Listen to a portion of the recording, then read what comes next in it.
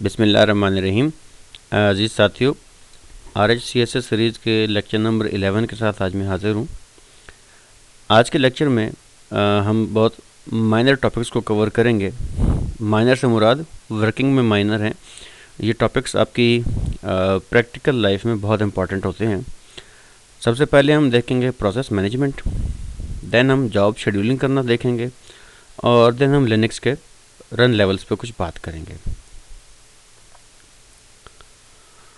Process management जो है, जब आपके सिस्टम में कोई एप्लीकेशन रन करते हैं तो अपने प्रोसेस मैप करते हैं, जिसकी मदद से उसकी फंक्शनैलिटी कंट्रोल होती है।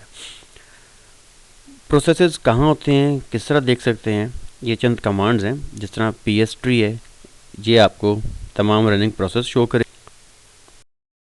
लेट्स सी, मैं यह कह देता हूँ PS ट्री, ये आपको हायरार्की में प्रोसेस शो करेगा। अगर आप टॉप पे जाएं तो आपको देखें ये प्रोसेस रूट मिलेगा। इस रूट के नीचे तमाम ये प्रोसेस रन कर रहे हैं। अगर आप कहते हैं PS ट्री -P, तो आपको हर प्रोसेस की प्रोसेस ID भी शो कर दी जाएगी।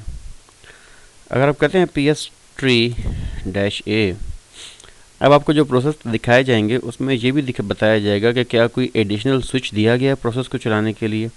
ये देखें, जिस तरह -C का स्विच है, जिस तरह इसकी मैं ऑडियो में देखें स्टार्ट, ये एडिशनल स्विच। तो -A जो है, ये आपको शो करवाता है कि किसी पर्टिकुलर प्रोसेस को स्टार्ट करने के लिए कौन से पैरामीटर भेजे गए थे। आपने किसी स्पेसिफिक यूज़र के साथ अटैच प्रोसेस देखने हो तो आप PS-U यूज़र नेम दें, तो उस यूज़र के अगेंस्ट जो प्रोसेसेस चल रहे हैं वो आपको शो हो जाएंगे। अगर स्मॉल u होगा तो करंट यूज़र के प्रोसेसेस आपको शो किए जाएंगे। लेट्स सी, मैं कहता हूँ PS-U टेस्ट यूज़र, ये टेस्ट यूज़र के प्रोसेसेस हैं। मैं कहता हूँ PSU-U, ये करंट प्रोसेस मेरे पास। और अगर मैं कहता हूँ ना प्रोसेस U और यूज़र है फवाद, ये नील है। क्यों? क्योंकि अभी तक ये यूज़र लॉगिन ही नहीं हुआ, तो इसके अगेंस्ट कोई प्रोसेस भी रन नहीं करेगा मेरे सिस्टम के ऊपर। PS-AUX क्या करता है, ऑल यूज़र्स के ऑल प्रोसेसेस आपको शो करवा देगा। मैं टाइप करता हूँ PS-AUX। आप ये देखिए कि इसमें टेस्ट के प्रोसेस, रूट के प्रोसेस, ये रूट का प्रोसेस है, टेस्ट का प्रोसेस है। जो भी यूज़र्स इस सिस्टम पे वक्त आ रहे होंगे उनके आपको प्रोसेसेस जो है अवेलेबल हो जाएंगे। जिस तरह यहाँ पे आप देखें, आपको ये RPC यूज़र मिल रहा है, पोस्टफिक्स का यूज़र मिल रहा है। ये वो हैं जो सिस्टम यूज़र्स हैं और जो सिस्टम के थ्रू वर्किंग कर रहे होते हैं। तो जितने भी यूज़र्स होंगे उन सब के प्रोसेसेस आपको PS-AUX कमांड देगी। रनिंग प्रोसेसेस को लाइव देखना हो तो आप कर सकते हैं जनाब टॉप की कमांड आपको तमाम रनिंग प्रोसेस का ID, यूज़र कौन रन कर रहा है उसके अगेंस्ट वर्किंग शो करता है। आप H प्रेस करें, आपको इसके अगेंस्ट हेल्प मिल जाएगी। आप फर्दर टॉप मेन्यू में कौन कौन सी कमांड्स देख सकते हैं। टॉप को अगर आपने GUI से देखना हो तो एप्लीकेशन में जाएं, सिस्टम टूल और सिस्टम मॉनिटर। ये सिस्टम मॉनिटर है, ये आपको फर्दर डिटेल्स शो करेगा आपके CPU की, मेमोरी स्वैप की और नेटवर्क से मुतल्लिक़ जो भी ऑपरेशन परफॉर्म हो रहे हैं उसके अगेंस्ट जो मॉनिटरिंग है, जो यूटिलाइजेशन है वो आपके सामने शो होगी। फाइल सिस्टम आप यहाँ से देख सकते हैं, processes, running process, it is same, और ये सिस्टम की मुतल्लिक़ इंफॉर्मेशन आपको अवेलेबल कर देता है। प्रोसेस मैनेजमेंट में एक फर्दर चीज़ आती है जिसे हम कहते हैं प्रोसेस प्रायोरिटीज़। प्रोसेस प्रायोरिटीज़ करती क्या है कि ये CPU रिसोर्सेज एलोकेट करती हैं पर्टिकुलर प्रोसेस को। लेस CPU रिसोर्स बोले या ज़्यादा रिसोर्स बोले, इस काम के लिए हम प्रोसेस प्रायोरिटीज़ हैंडल करते हैं। बाय डिफ़ॉल्ट हर प्रोसेस की प्रोसेस वैल्यू होती है, that is called nice value, और हर प्रोसेस को बाय डिफ़ॉल्ट 0 नाइस वैल्यू के साथ स्टार्ट किया जाता है। नाइस वैल्यू जो है वो रेंज करती है -19 से 20 के दरमियान। जितना हायर नंबर होगा उतना ही लेस CPU सर्विस को दिया जाएगा, और जितना लोअर नंबर होगा उतना ही हायर CPU की परफॉर्मेंस और सर्विस को दी जाएगी। जिस तरह बाज़ आप कहते हैं कि जी वेब सर्वर चल रहा है, so web server needs the more resources, तो उसके लिए आप नाइस वैल्यू माइनस की तरफ कन्फिगर करेंगे। जबकि अगर कोई प्रोसेस आपका बहुत लेस वर्किंग कर रहा है तो आप उसको प्लस की तरफ नाइस वैल्यू से एडजस्ट करोगे। ये नाइस को लिखने का तरीका है नाइस डैश एन, आप उसको नाइस वैल्यू दे दो और सर्विस को स्टार्ट करो। से मैं HTTPD को स्टार्ट करता हूँ, मैं कहता हूँ nice dash n dash 10 and service VSFTPD start करें। अब ये VSFTPD जो है मेरे पास स्टार्ट हो गई है। अब मैं लिखता हूँ PS डैश EO इड नाइस एंड कॉम, किसकी दे VSFTPD का डाटा ये शो करे इसके अगेंस्ट। अब थोड़ा सा उसको टाइम दे, सोच रहा है और मेरे पास डाटा क्यों नहीं आया। Let me check it out again, क्योंकि सर्विस जो है सर्विस का हम स्टेटस चेक कर लेते हैं।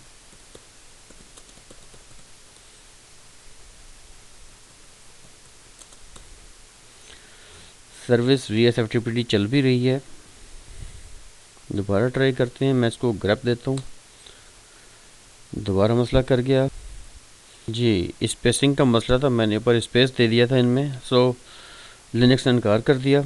अब मैंने उसको PS-EO पिट दिया, नाइस दिया, कॉम दिया। लास्ट टाइम मैं ग्रैप कराने की कमांड ने लिखी थी तो उसने मसला किया, ग्रैप VSFTPD मैंने किया। नाउ आप यू कैन सी के 6179 पिट है, उसका -10 ये उसकी नाइस वैल्यू और VSFTPD है। अगला स्टेप ये कि मैंने रीनाइस करना है, मैंने इसकी प्रायोरिटी से कम करनी है। रीनाइस की कमांड क्या है, हम कहते हैं कि रीनाइस नंबर n कितना आगे, नंबर 4 और आगे हम प्रोसेस ID देते हैं तो उस वैल्यू की नाइस वैल्यू कम या ज़्यादा हो जाती है। से मैं कहता हूँ रीनाइस -n -4 और प्रोसेस ID VSFTPD की क्या है, वो है 6179। 6179 में देता हूँ,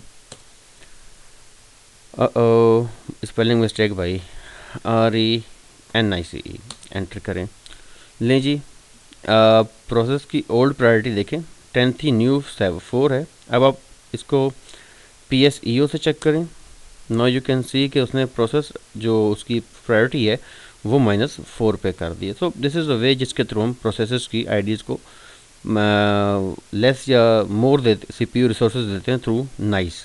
प्रोसेस मैनेजमेंट करने के बाद एक स्टेप और होता है, वो होता है कि आपने प्रोसेस किल करना है। किल की कमांड हम यूज़ करते हैं, किल। उसके बाद हम प्रोसेस ID दे देते हैं तो वो प्रोसेस जो है उसको ग्रेसफुल शट डाउन करता है। अच्छा, उसमें अगर आप -S का सिग्नल भेजोगे ना तो क्या करेगा कि उस प्रोसेस ID को वो टर्मिनेट करेगा विद प्रॉपर वर्किंग। और अगर आप -S के साथ 9 का सिग्नल दोगे, बेसिकली ये सिग्नलिंग है। 15 और ये जो किल है ये एक जैसे हैं, लेकिन अगर आप 9 भेजोगे तो 9 से मुराद ये कि वो फोर्स क्लोज करेगा। फोर्स क्लोज से मुराद ये कि क्लीन शट डाउन नहीं होगा, उस प्रोसेस को बाय फोर्स रोका जाएगा, जिसकी वजह से अनक्लीन कुछ ट्रेसेस पीछे रह भी सकते हैं। सो ये कमांड आप यूज़ करते हुए ध्यान कीजिएगा कि फोर्स की कोशिश ना करें, सिंपल प्रोसेस की ID किल या किल -S15 भेज दें। अच्छा, किल से लोग ये भी समझते हैं कि शायद किल सिर्फ प्रोसेस किल करता है, ऐसा नहीं है। आप किल के साथ सिग्नल 1 भेजें तो वो प्रोसेस को कहता है कि अपनी कॉन्फ़िग फाइल को रीड करें। आप किल के अगेंस्ट इसके मैन पेजेस को ज़रूर स्टडी कीजिएगा, वो आपको सारे रेलेवेंट सिग्नल्स बताएगा कि वो किस काम के लिए आते हैं। फिलहाल हम HTTPD के ऊपर कुछ वर्किंग करके देख लेते हैं। लेट्स सपोज मैं कहता हूँ HTTPD का स्टेटस चेक करें, स्टॉप्ड है, और मैं स्टार्ट कर देता हूँ इसको। और असल में लोड काफ़ी ज़्यादा है और अभी आप देखें HTTPD को स्टार्ट कर रहा है। जैसे स्टार्ट कंप्लीट होता है फिर हम नेक्स्ट टास्क करके देखते हैं इस पर। जी, प्रोसेस मेरे पास एक्टिवेट हो गया है। अब मैंने इसको AUX की कमांड से भी करके देखा है प्रोसेस ID, और मैंने फिर इसको नाइस के साथ भी देखा। अब ये देखिए कि बाय डिफ़ॉल्ट नाइस वैल्यू उसकी 0 ही है और ये उसका प्रोसेस आईडी है। अब प्रोसेस को किल करने के लिए हम क्या कहेंगे, से किल 6227, या आप यहाँ पर HTTPD भी दे सकते हैं। किल करें, एंटर करें और चेक करें, देखें अब प्रोसेस अवेलेबल नहीं है, ये किल हो गया है। सेम आप फंक्शन 9 के साथ 15 के साथ करके देख सकते हैं और ख़ुद परफॉर्म करें, ताकि आपको कोई बेहतर आइडिया हो कि किल की फंक्शनैलिटी जो है वो वर्किंग किस तरह करती है। जो हम बात करने जाएंगे वो है जॉब शेड्यूलिंग की।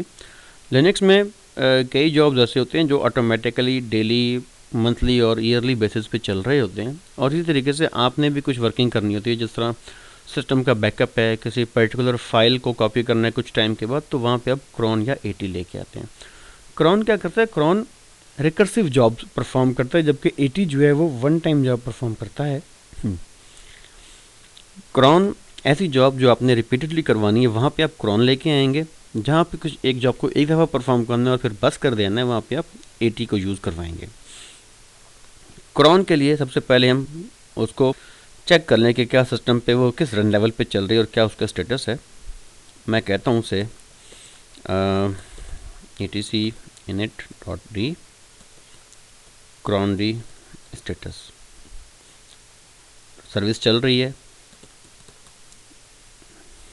चेक कॉन्फ़िग, लिस्ट करें cron d को, ये आपके देखें रन लेवल्स पे ऑन भी है। अच्छा, अब ये देखें मैं बार बार ये वाली कमांड यूज़ करूँ /etc init.d, उसकी जगह आप ये भी कह सकते हैं कि सर्विस cron d स्टेटस। दोनों बातें ठीक हैं, आप अपनी मर्ज़ी के मुताबिक कोई भी चीज़ यूटिलाइज़ कर सकते हैं वर्किंग करने के लिए। ये दोनों कमांड्स असल में सर्विसेज सारी init.d के अंदर रखी हुई होती हैं, तो आप उसको भी एक्सेस कर सकते हैं, और रेड हैट ने क्योंकि फैसिलिटी दी है आपको सर्विस की कमांड की, तो आप वो भी यूटिलाइज़ कर सकते हैं। It is up to you कि आप उसमें यूज़ किस तरह जाते हैं चीज़ों को लेकर।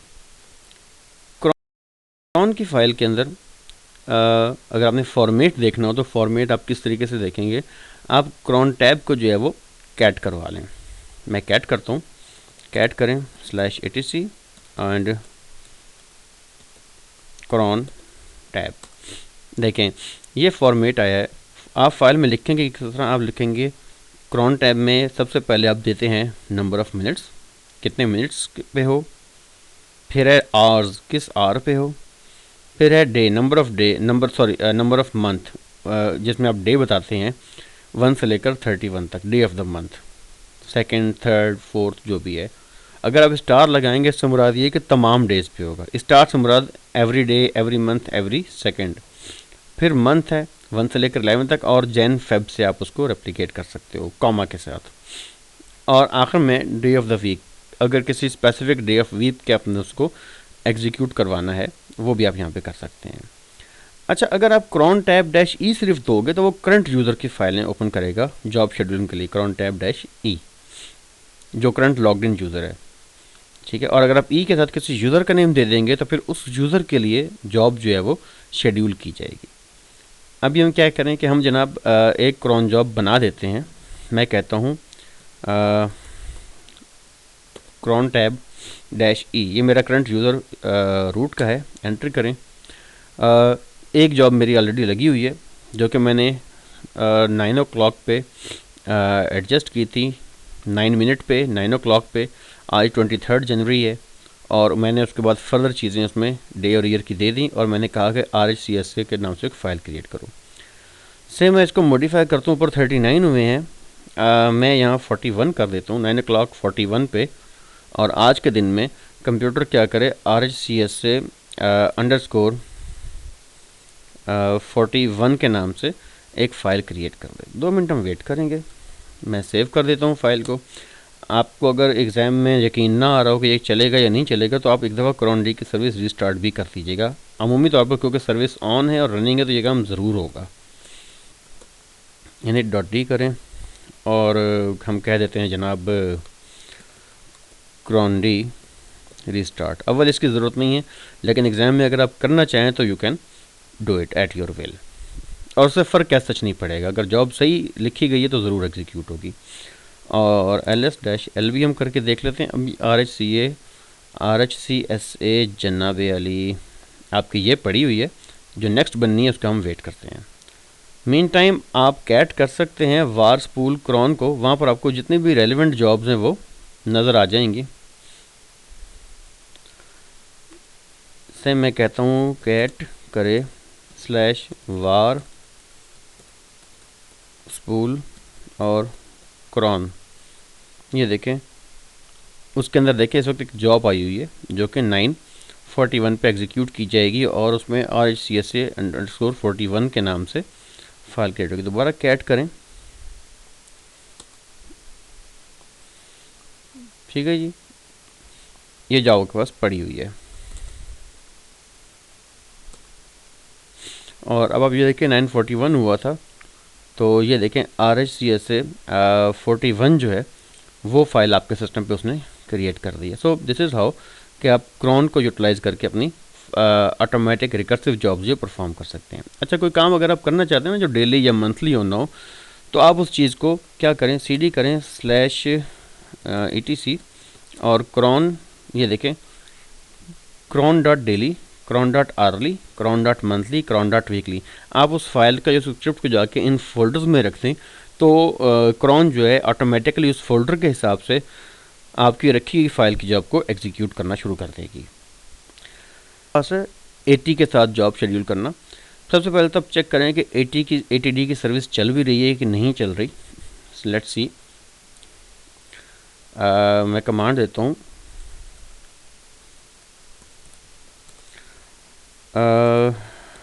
चेक कन्फिग -- लिस्ट करें ATD को।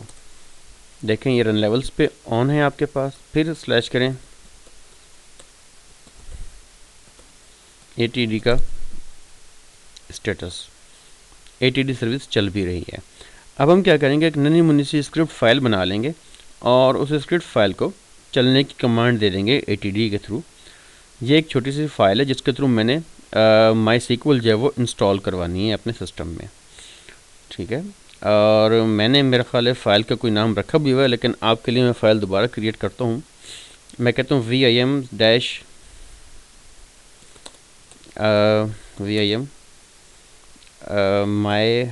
my_sql.sh बेसिकली स्क्रिप्ट एग्जीक्यूटेबल होते हैं।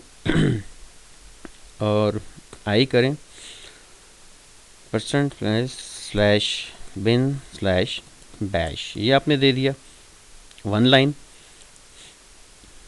ठीक है जी। उसके बाद आप सिर्फ ये 1 लाइन की कमांड दे दें जो भी आप चीज़ इंस्टॉल करवाना चाहते हैं। मैं कहता हूँ yum-y से मुराद ये है कि आपसे कुछ नहीं पूछा जाएगा, खुद ब खुद परफॉर्म हो जाएगा। मैं कहता हूँ MySQL एंटर करें और इसके बाद आप इसको सेव एंड क्लोज कर दें और फिर आप उसका मोड चेंज करेंगे एज अ स्क्रिप्ट। से WQ करें, ls करें -l को, ये मेरी फाइल है। अब मैं इसको एज अ स्क्रिप्ट बनाता हूँ। मैं कहूँगा chmod u plus executable x किसको my_sql.sh एंटर करें, ls-l करें। अब ये देखें MySQL.sh जो है ये ग्रीन हो गई है। इससे मुराद ये कि ये फाइल एज अ स्क्रिप्ट अब एक्टिविटी करेगी।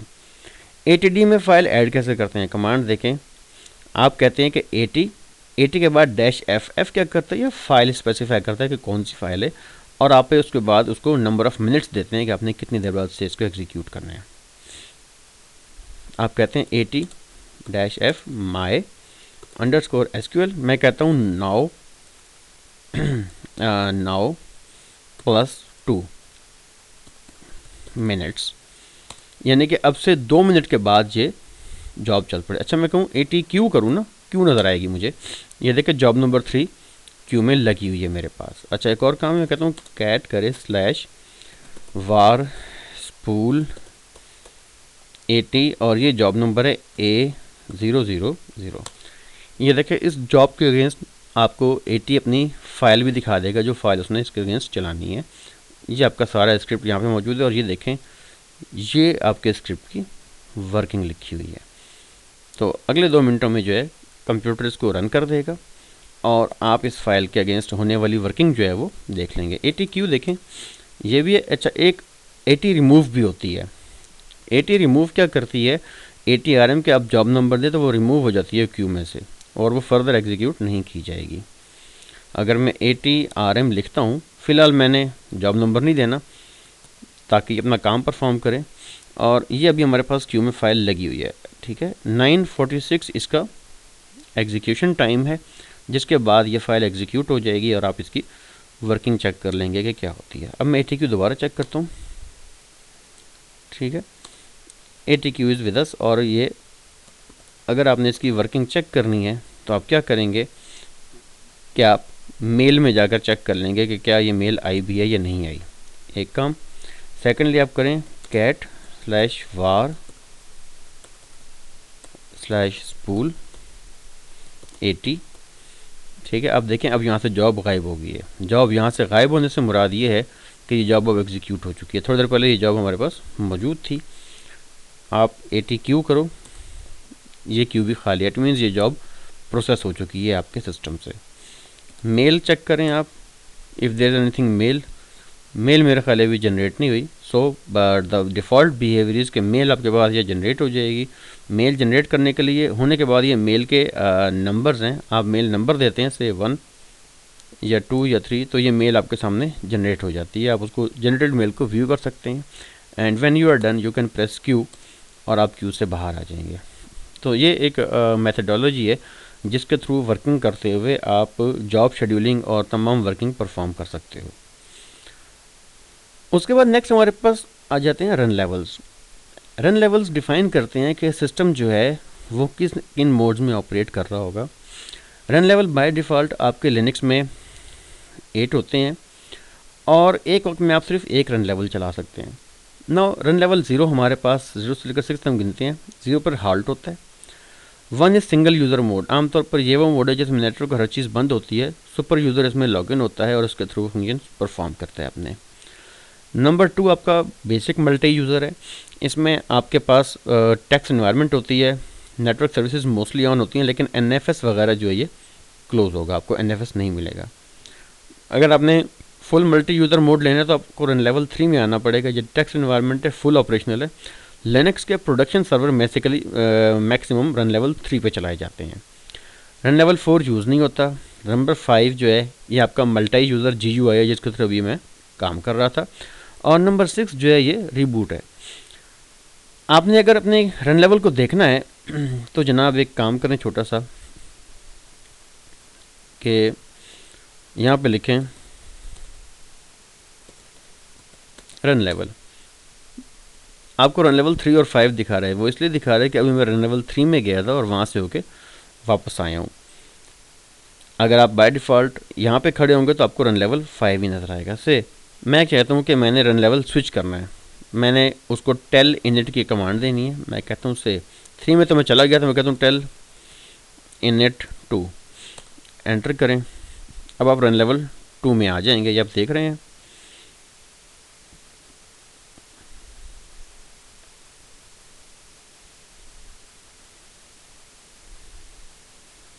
थोड़ा सा वेट करें ताकि सिस्टम जो है रन लेवल 2 में स्विच कर जाए और हम उसके बाद इस पर वर्किंग फर्दर अपनी गुफ्तगू जो है वो जारी भी रखें।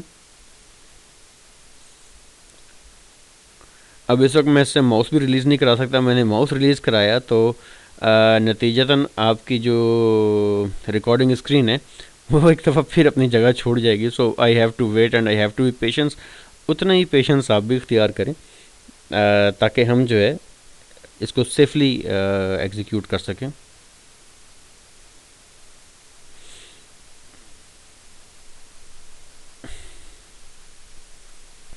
अच्छा जी, रन लेवल 2 आपका अचीव हो गया है। अब आप लिखें रन लेवल, तो इस वक्त आप रन लेवल 2 के अंदर अवेलेबल है। ये आपका most current run level show करता है। अब मैं दोबारा करता हूँ टेल इनिट और मैं कहता हूँ 5, so computer shall go back to run level 5। अब देखिए माउंटिंग NFS शेयर आ रहा है। सो ये उस वक्त आपके पास रन लेवल 2 में अवेलेबल नहीं था, but it has come back in run level 5 जब आप स्विच कर रहे हो। अगेन हमें थोड़ा सा वेट करना होगा ताकि ये वर्किंग परफॉर्म कर सके प्रॉपरली।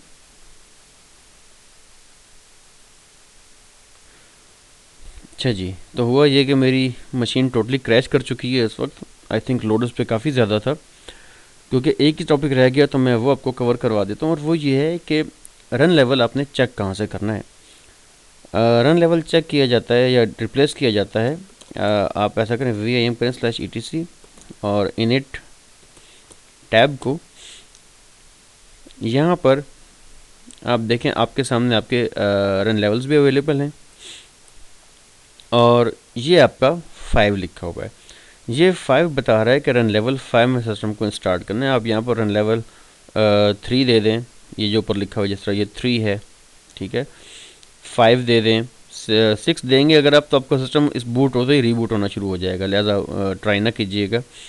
और यहाँ पे आप रन लेवल रिप्लेस करेंगे, जो भी रन लेवल आप 5 की जगह देंगे आपका सिस्टम उस रन लेवल में वर्किंग शुरू कर देगा। सो यहाँ पे हमारा आज का सब्जेक्ट जो है वो क्लोज होता है। इंशाल्लाह मैं नेक्स्ट वीक नेक्स्ट स्लाइड के साथ हाजिर हूँगा आपकी खिदमत में। तब के तक के लिए इजाज़त दीजिए मुझे। अल्लाह हाफिज़।